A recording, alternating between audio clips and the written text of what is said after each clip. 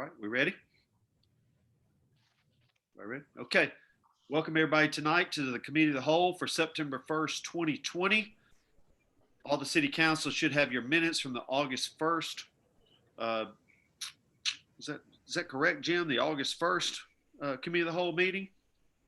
It would be August 4th. It would be August 4th Committee of the Whole meeting. No, it'd actually be, you're right. It'd be the August, Sorry. sorry, Should be the 18th, correct? August 18th, right. Okay. Apologize for that. City Council should have the minutes from the August 8th Committee of the Whole meeting. Are there any additions or corrections to the minutes from the August 18th Committee of the Whole meeting? Move for approval. Second. I have a motion and a second. All in favor, please say aye. Aye. Aye. Aye. Opposed? And the minutes carry from the August 18th meeting. Thank you for helping me through that, Jim. Piper Glen subdivision discussion. Mrs. Taylor. Okay, one of the things I sent Jim a list of questions, and I just wanted to know, Jim, were you able to answer some of the questions that I sent over to your office? Yes, did you want to go ahead and ask them, or how do you want to do this? Whichever easier for you, it's fine with me. It might be good if you just ask the question and then I can direct to which staff member could answer them, or I could possibly try. Okay. Well, the first question, and I want everybody to keep in mind that these questions come from some of the neighbors in that area, and we're talking about the new development on Judd Avenue. It's a new development, single family homes or student housing, and how many homes in their styles? So I think that might have been the only question. I'm going to let Allison Frazier talk to this, but I think that's the question where the style of the house, I think that's out of our purview. Megan, did you want to weigh in on that? Yeah, Mr. Cotton can address what he's able to address on that particular item. Okay. From a planning perspective, we can address it, Forrest.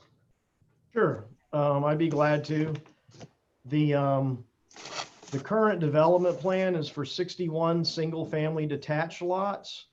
The initial proposal was for 76. That was reduced for various reasons, resulting in larger lot sizes. So they will be single-family detached homes. It will be a performance subdivision, so there will be open space as well as a minimum 15-foot buffer around the perimeter of the subdivision property. I know there were some concerns expressed about how adjacent properties would be impacted. So those are the buffering requirements. And again, I can't speak to the style of homes that will be developed. That's really an issue for the private sector, but we do know it's not student housing. There is no student housing types that are currently permitted in Northwest Auburn. That was one of the major concerns of the neighborhood through the Northwest Auburn plan. The city honored that, and it is regulated as such. Okay, thank you. Okay, and I guess a major concern is the type of wall or fencing that will separate the new homes from the residents already living in the vicinity. And if so, will some type of fencing or wall be put up to beautify the hill? Yeah, and I'm just going directly off of. Yeah, I don't know if what the buffer requirements are. And Megan, do you want to address that? And Mr. Cotton can address that as well. He spoke to a 15-foot buffer, but he'll have to clarify a fence may or may not be required. We seem to have lost him for a second there. Here he comes. No fence is required. So what is the buffer, Forrest? Is it 15 feet? It's just a 15-foot landscape buffer. There is no fencing that actually is required to accompany the buffering itself, but the 15-foot buffer in and of itself is about one of the largest requirements that we have. And again, bear in mind that we're dealing with single-family use against single-family use. If it were not for the fact that it was a performance single-family development, there would be no buffering requirement whatsoever. But a performance residential development is typically going to be more dense. And as such, it does have a buffering requirement. And that will be reviewed for the developers aware of that, and that will be taken care of. We'll make sure that's taken care of through the development review and approval process. Okay. Okay, why are the developers installing 2 underground reservoirs, in other words, cesspools, instead of running sewer lines? Okay, so I don't believe they're they're installing any cesspools, but Allison, do you want to address that one? Yes, they are installing actually 2 detention ponds, and those are installed to help control the flow of stormwater leaving the development. So they are installing sewer lines. Yes, they're Okay. tying to the public sewer that runs between the existing neighborhood and this neighborhood. Okay.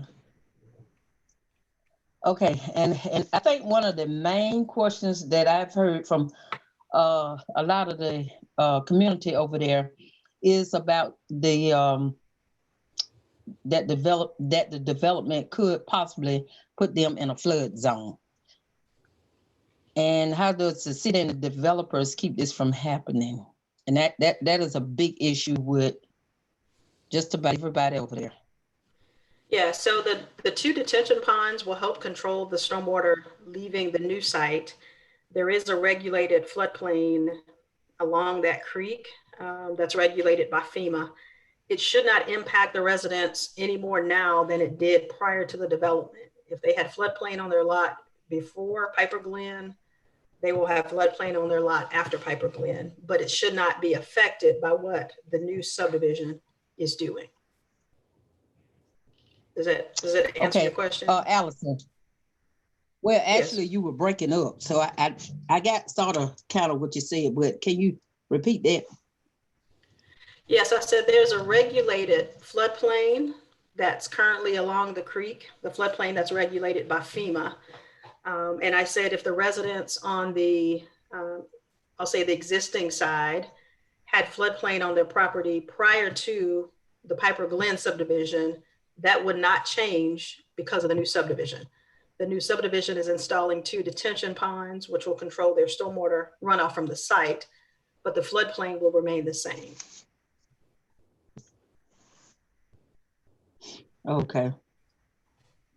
Also, Jim, the last email I sent you, I don't know whether you had time to look into about the phone call, the email that I received from Ernestine Evans concerning the sewer lines and the main manholes that's crossing her and other properties. And she was concerned about not being able to develop because of this.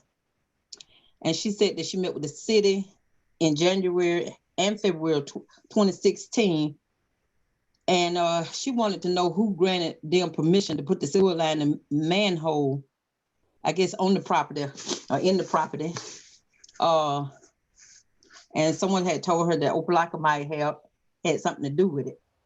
And she also named Eric Carson as one of the people she spoke with, and he promised to get the issue resolved, but never did.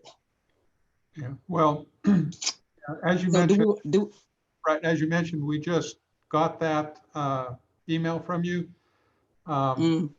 We are still looking into it. I don't believe Opelika has had anything to do with it at all. So I don't know where she got that, but there definitely is a sewer easement, either it's by prescription or by deed. We have to look at that and see what we can find.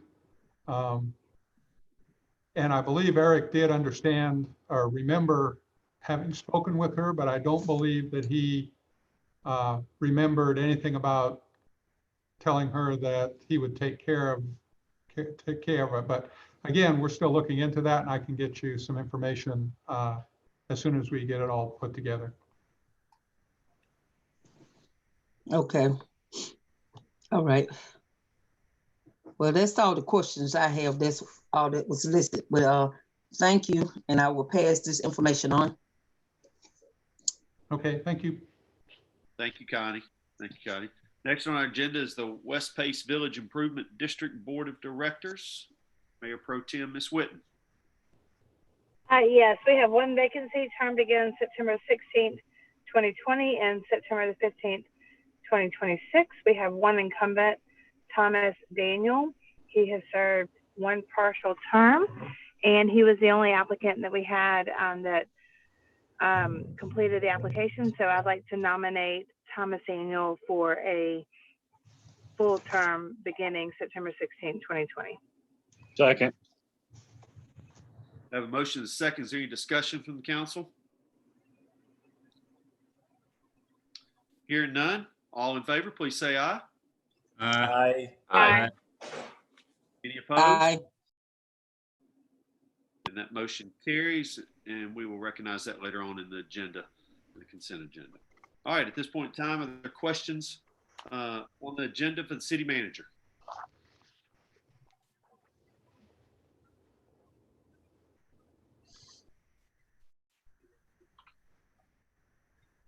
Anyone? Okay, do I have a move to adjourn? So moved. Second. All right, we are adjourned, and it is after 7 o'clock. So, Lindsay, if you'd like to go ahead and start with the roll. Dawson, Here. Dixon, Here. Griswold, Here. Hovey, Here. Parsons, Here. Smith, Here. Taylor, Here. Whitten, Here. Anders. Here. Before we move forward, Toby brought up a great idea for us to continue to try to do our Pledge of Allegiance and moment of silence, which we have not conducted since we've been in a Zoom setting for our meetings. Tonight, we're going to attempt to do that. And before we take those steps, Mr. Buston, do you have some instructions for us how this is going to work? So if we would have, if the mayor and I would have been in the same room, we would have had a flag to the back of us. However, right now, we're just going to put a flag on the screen, very similar to the way we did it during the Memorial Day ceremony. And that will be our flag for this evening. So if everybody would please stand, and I will lead us in the Pledge of Allegiance, and then you'll please remain standing for a moment of silence, okay?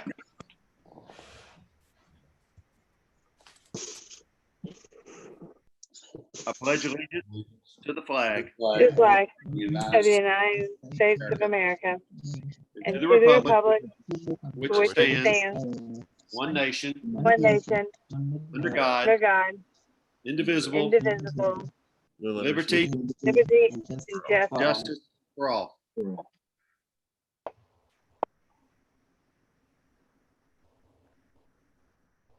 Okay, please be seated and we'll return to our meeting.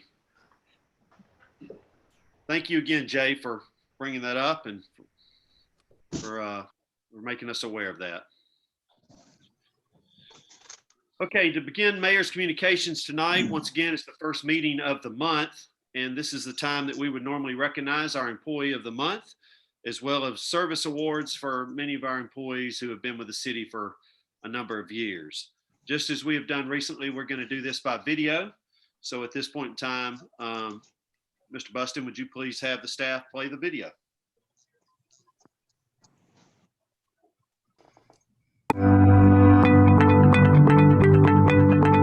This is Mayor Ron Anders, and as we have been doing during the summer, because our meetings now are on Zoom and we're not able to meet in person, we still want our community to understand that we've got great employees here at the City of Auburn, and we feel like it's important to continue to recognize those employees. So we've been bringing those to you as a video program each and every month. And so today we're proud to introduce you to our August employees.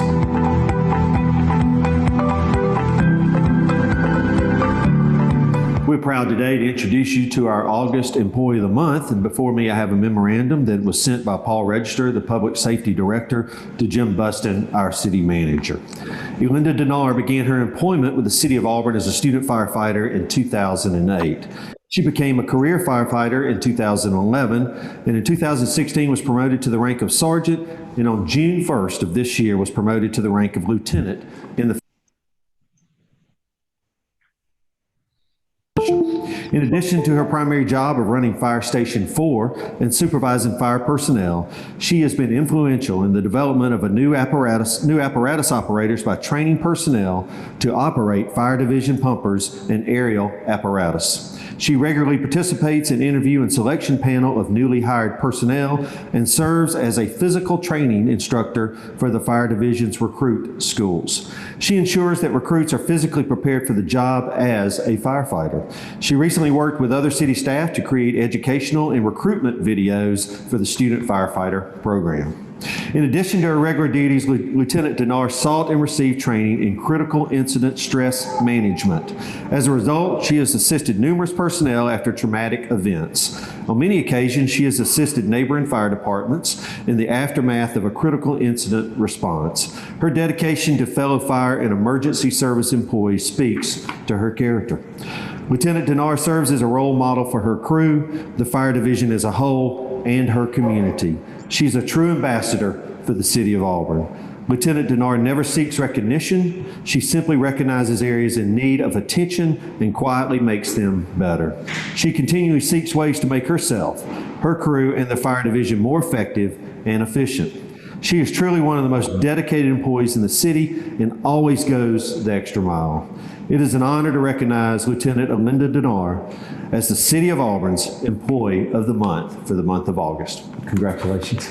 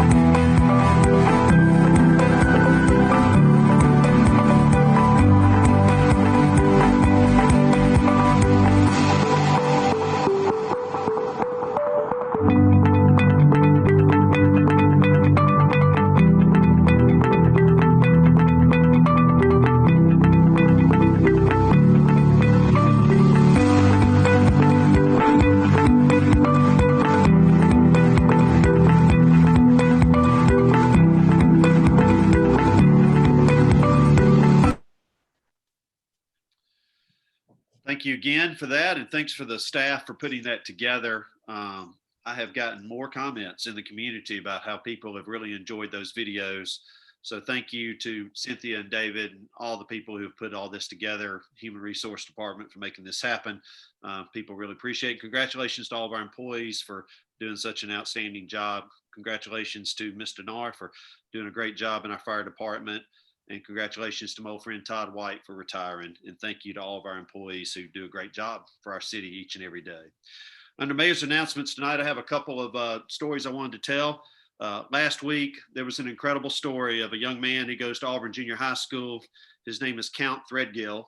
He and his mother and his 4 siblings lived in a duplex, and it caught fire. They were in a very crucial situation, and that young man basically saved the lives of all of his siblings. He's an incredible young man who's obviously an excellent student at Auburn Junior High School. And from the Auburn Fire Department, Sergeant Ben Rolston said that he single-handedly saved his family's life. I want to honor him at some point in time and do something special for him. I've already talked to Mr. Buston about doing that, but certainly proud of a young man who was very courageous, in saving the lives of his family. And thank you, Count, for being a great example to all of us. Also had another story I wanted to share with you about a couple of members of our Auburn Business School who this coming Friday will be doing a Feed the Police over at the new Public Safety Building.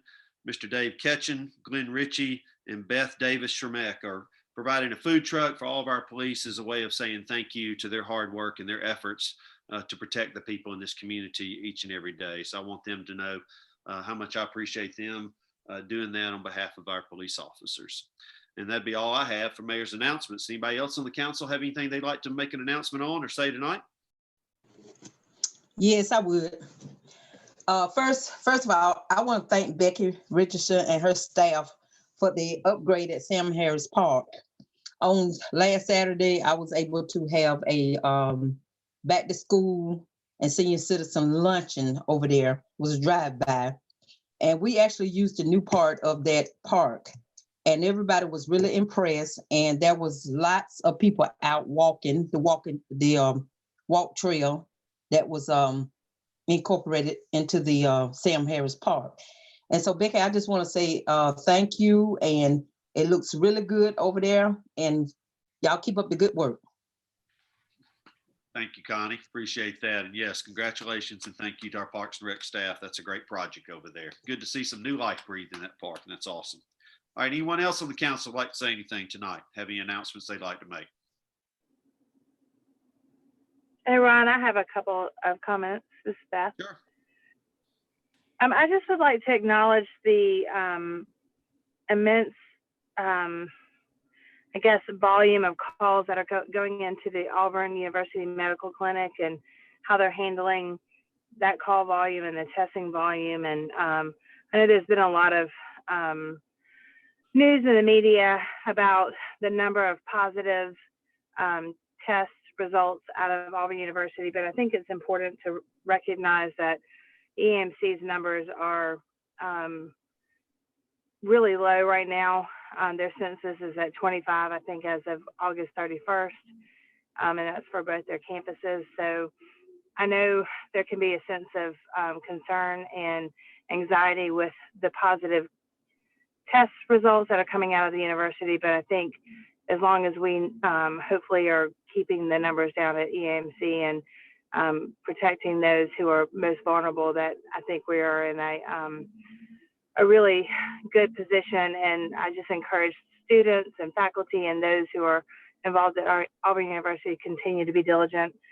And I want to applaud some of the bars who have taken steps on their own to close, and those who are adhering to our new policies and to the governor's mandates. This is not an easy world that we are navigating, and there's a lot of things being flown around, and I just really think it's important to recognize Auburn University Medical Clinic, the students, all the teachers, and especially even those at Auburn City Schools who continue to do a very good job at keeping the numbers low within Auburn City Schools. So collectively, I feel like our community is really responding very well. And as long as we can keep those numbers down at East Alabama Medical Center, I believe that we're doing what was intended when we started this back in March. Okay. Thank you, Ms. Whitten. And I'd certainly like to leap off from there and say thank you for everybody that's working so hard right now. And you mentioned, I'll go ahead and mention so many of the hospital workers that we've been talking about all summer, just their courage and everything they've been doing. And, you know, this is a tough battle. We had a family friend today. He was right at 90 years old, but he was still taking care of his wife who was fighting dementia, but he died of COVID. And so you could say, well, this is somebody who's, you know, lived a full, rich life. And certainly this gentleman lived a full, rich life. But if it wasn't for COVID, he'd still be here and he'd still be sweetly caring for his wife to this day. So this is real. It's still with us, and we've got to be very vigilant in the way we go about living our lives and try to do the right thing and be respectful to all those that we might come in contact with. But thank you for saying that tonight, Beth. Anybody else? Yeah, this is Kelly. Sure. I just want to recognize the AU Club. They're hosting a PGA affiliated golf event the next few days. And I think the interesting part of it is because of COVID, the the contestants are unable to travel out of the country because of the various quarantine requirements and stuff. So what we have going on in town is the South American group, the Chinese group, Canadians, and Americans. So it's an opportunity and demonstrates that Auburn's willingness to reach out and embrace the international community. So I think that's a great thing that's going on. And also I'd like to thank Inspection Services. Had 2 incidences lately of open burning by contractors, which has caused smoke and ash and whatnot in neighborhoods. And they quickly responded and brought the contractors into compliance. The size of the piles, if you recall from our previous discussion early on in our council tenure, are supposed to be the size of an automobile or no larger than an automobile. And the ones that experienced today over in the AU Club area were the height of the fully extended boom on the, I guess you call them big backhoes or whatever, but monstrous Caterpillar type devices. So I want to thank Inspection Services for their quick response. Thank you. Sure. Thank you, Kelly. Anyone else?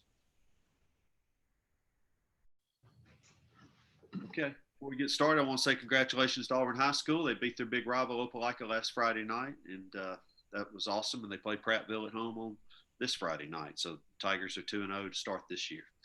All right. At this point in time, we'll open it up for citizens' communications for items on the agenda.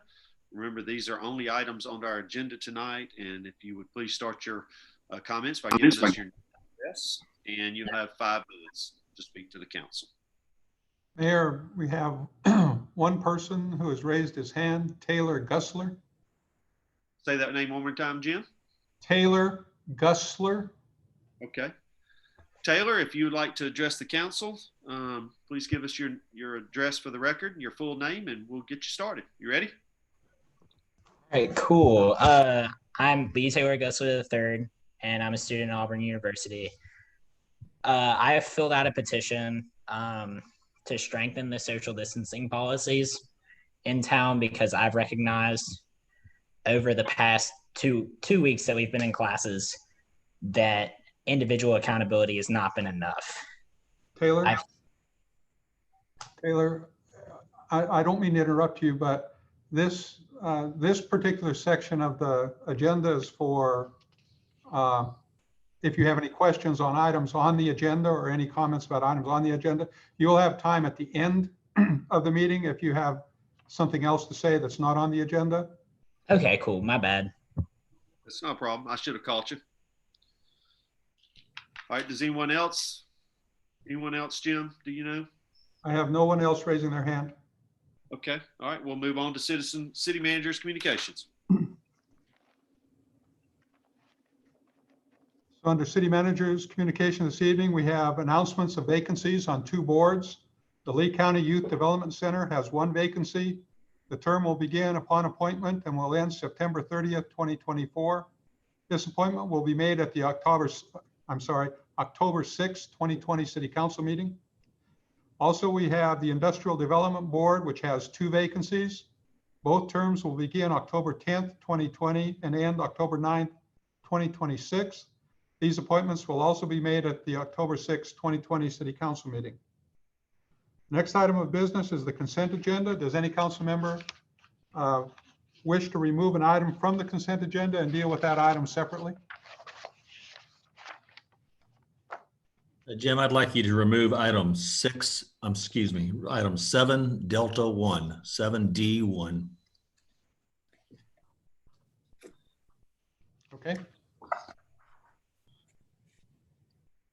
All right. Anyone else like to remove an item from the agenda? Okay, Jim, we'll take 7D1. So item 7D1 is a contract with Adams Construction Associates for the Dinius Park project. Move for approval. Second. All right, we have a motion and a second. Questions or comments? We'll start with you, Kelly. Thank you very much. I'm really excited about this project, and the questions I had was on the proposal submitted by Adams. It has the removal of lots and things that were apparently in the original scope. Things like tree protection, silt fencing, brush barrier, mulch on the walking trails, rock walls, tree and wildlife mix. And all those things, I understand were all apparently excluded in order to get this cost down. But my question is, what are we going to do about all those items that are not covered by this contract? Are they planned for a future effort, or were they otherwise budgeted? And also, I guess it has several items that says to be performed by others. I guess we're going to see that was for some sewer work, water service, docks and supports, demolition. I guess those will be brought up at a later point with a different contract, or how are those various exceptions to the original scope going to be handled? Right. Some of that will be handled internally. Megan, do you want to go ahead and I'll address? have Allison Frazier weigh in on a few of the bid items, and Becky Richardson then will cover anything else. They handled the bid directly, and there, you are correct that there were some changes. Again, some prices came in over anticipated, and some of this was heavily affected by what we were doing leading into COVID and trying to get some things in the budget. And so I'll have Allison go first, and then Becky will cover any items that are still left. Okay, thank you. Yes, the general answer is some of the items that were removed, we will see those later. And as Jim mentioned, some will be done in-house. Some of the items that were removed, like the tree protection fencing, we will still do some of that during construction, just not to the degree that the engineer designed it. So we will still do some protections and some of the things that are in the bid, just in a different way. And that was part of the negotiations with the contractor to reduce the price. Becky, do you want to add to that?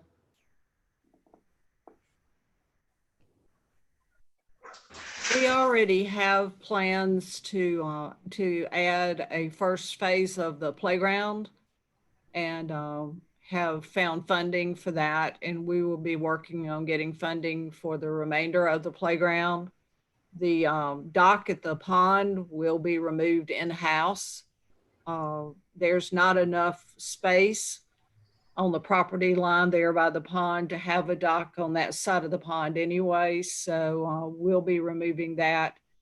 And then we will kind of in a process work on the trails to do improvements to the trails, much as we've done at Town Creek, and use the crushed stone trails. Okay. All right. So we're going to see additional Dennis Park requests at a later date. No, they should all be in-house without having to be a major contract issue. Okay. Okay. Well, that's great. All right. Thank you. Any other questions regarding this this agenda item from anybody else on the council? I just have a comment. There is a secondary item in the consent agenda that was not pulled off as part of the Dennis Park, and that's the Alabama Power underground lighting. So I didn't know if that was overlooked, but that's also part of the Dennis Park project. Mr. Buston, this project is does it have multiple phases to it? Or did I understand Ms. Richardson say that the next couple of projects within Dennis will do internally? A lot of it we'll do internally. There will be a playground phase coming. We are going to set the kind of the pad for the playground at this phase, but at some point we will be coming back for that. But everything else that you saw taken out of, or a lot that you saw taken out of the original bid document, we'll come back and we'll try to do that all ourselves internally with internal staff. Okay, good. And just to let the public, remind the public how the Dennis family was very philanthropic. Not only did they donate the land, but they donated most of the money that we're using for this project, correct? Right. They donated in excess of $700,000. We're putting in about $100,000 for this project. Okay. June, what's the anticipated completion date for this wonderful park? I don't know. Becky may know. Becky? I believe it's a 6-month contract. Thank you. You're welcome. Any other questions or comments? Okay. I have a motion and a second. All in favor, please say aye. Aye. Aye. Aye. Any opposed? And that motion carries. Mayor, those are all the items that were taken off the agenda. Okay, do I have a motion to approve the balance of the consent agenda? So So moved. moved. All right, have a motion and a second. All in favor, please say aye. Aye. Aye. Any opposed? Then that motion carries. The consent agenda carries. Ordinances. Under ordinances this evening, we have item 8A is an amendment to the mid-biennial budget for the FY 2020 budget year, which began on October 1st, 2019 and ends on September 30th, 2020. I'll introduce the ordinance and ask for unanimous consent. Second. I have a motion and a second. Does anyone on the council have a problem moving forward with a vote on this evening? Hearing none, Ms. Lindsay for the roll call. Dawson, Yes, ma'am. Dixon, Yes. Griswold, Yes. Hovey, Yes, ma'am. Parsons, Yes. Smith, Yes, ma'am. Taylor, Yes. Witten, Yes. Anders. Yes. This time we'll open up for questions or comments from the council.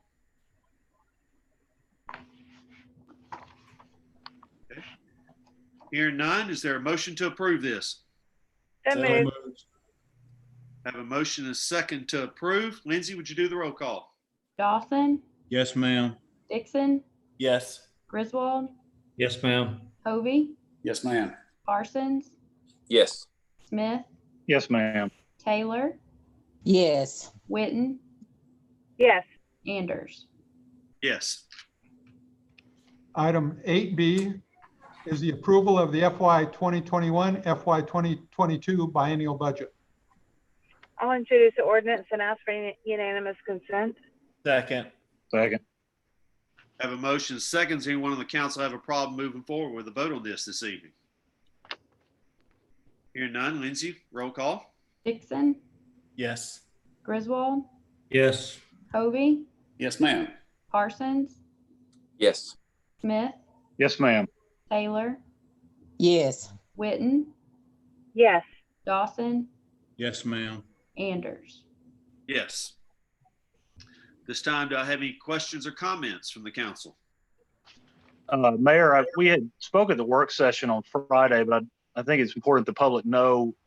Jim, could you highlight some of in this budget, some of the improvements or benefits, including we just passed the tier 1 and retirement improvement, kind of directed towards public safety. Some of those things we'll be adopting in this budget.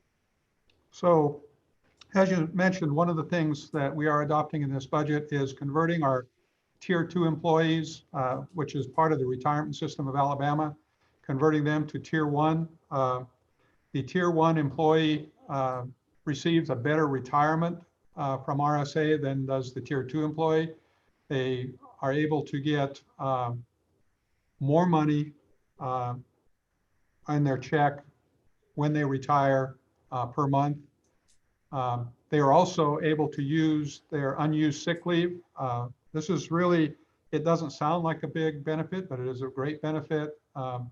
If you are a good steward of sick leave during your time with the city and you've accumulated some excess sick leave, you can actually use that sick leave towards retirement time.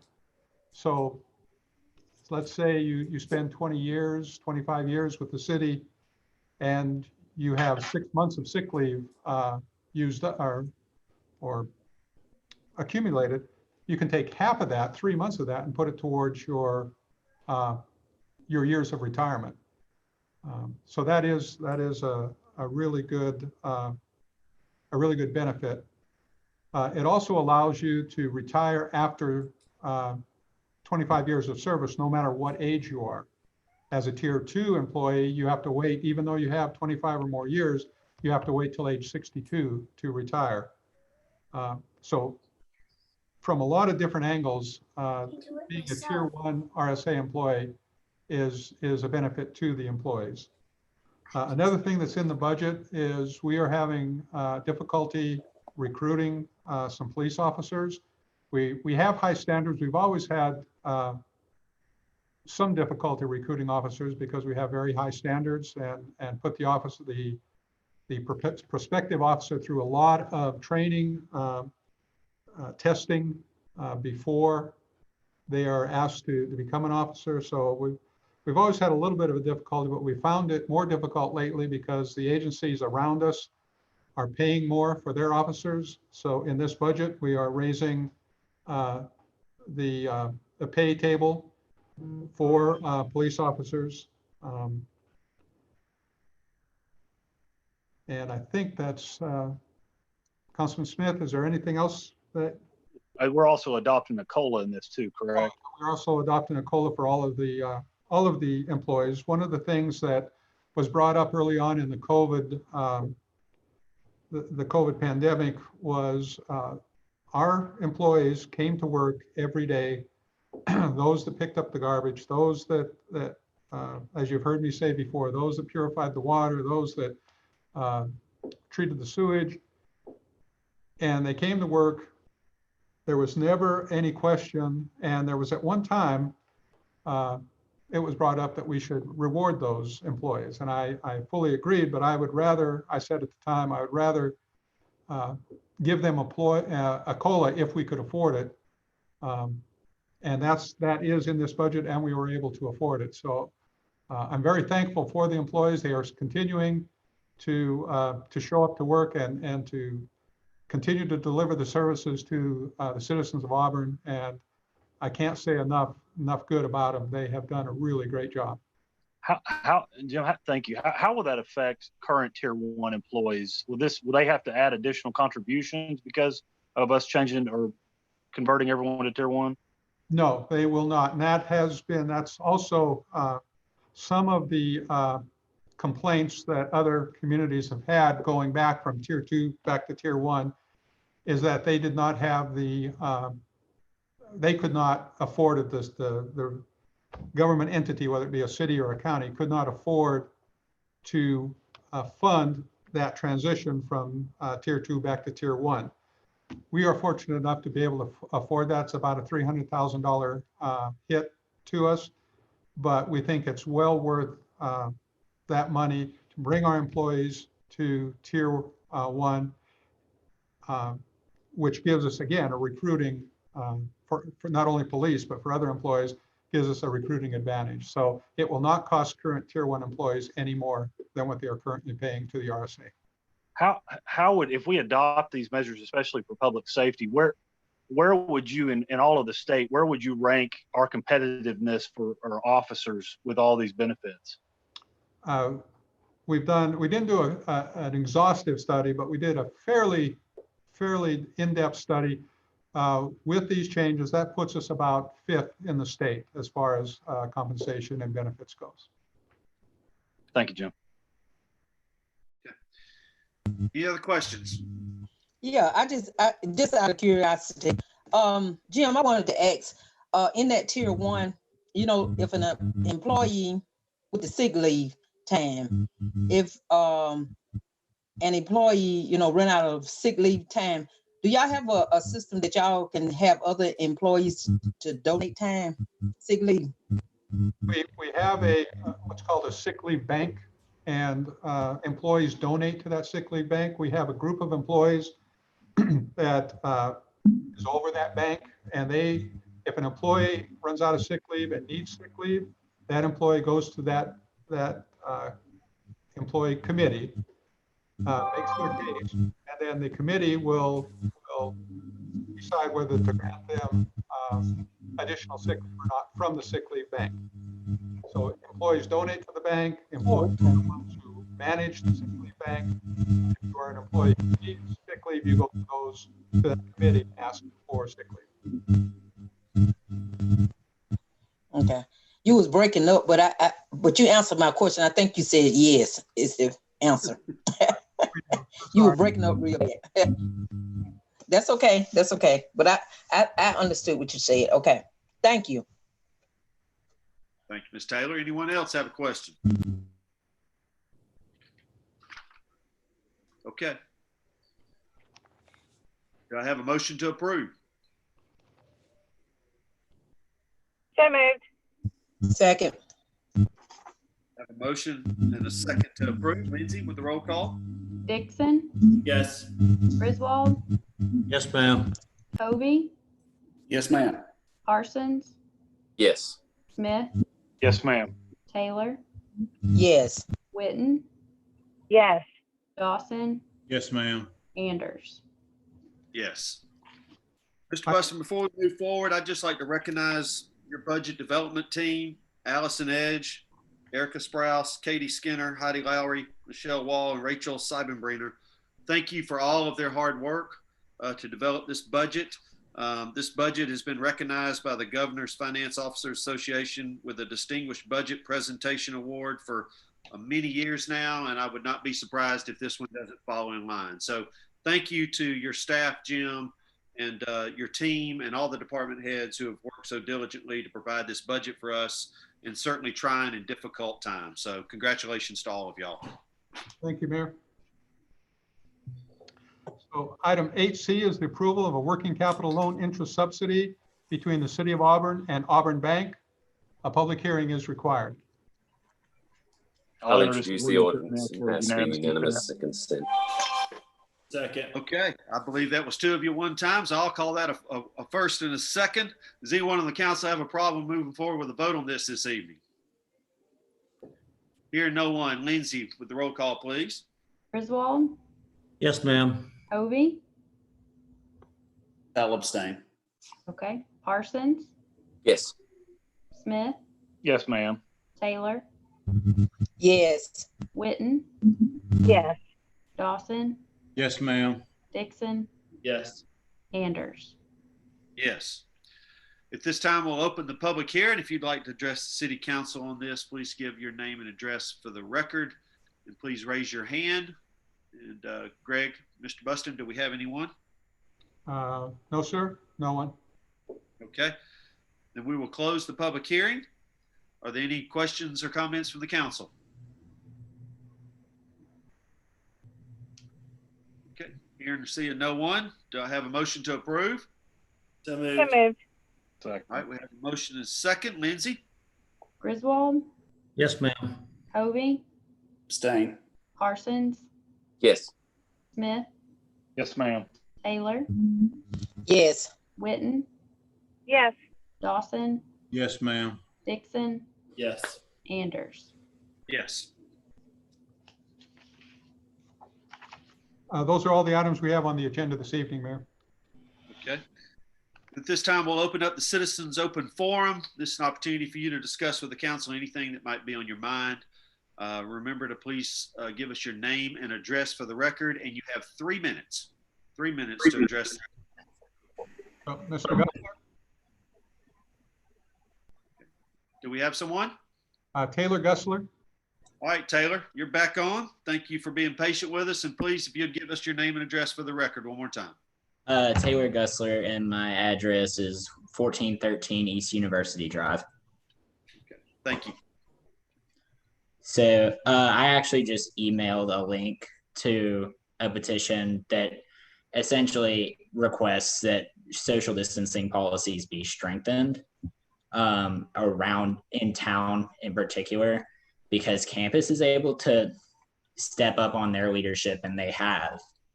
But throughout the city, we're seeing, I've seen personally a lot of people not following the protocols individually, and not having the lack of enforcement has become pretty concerning, particularly for members of the student body who are vulnerable, particularly graduate students. I know of one graduate student in particular who he has to be a TA so he can afford school, but he has a condition that if he was to catch this virus, he would actually lose his life.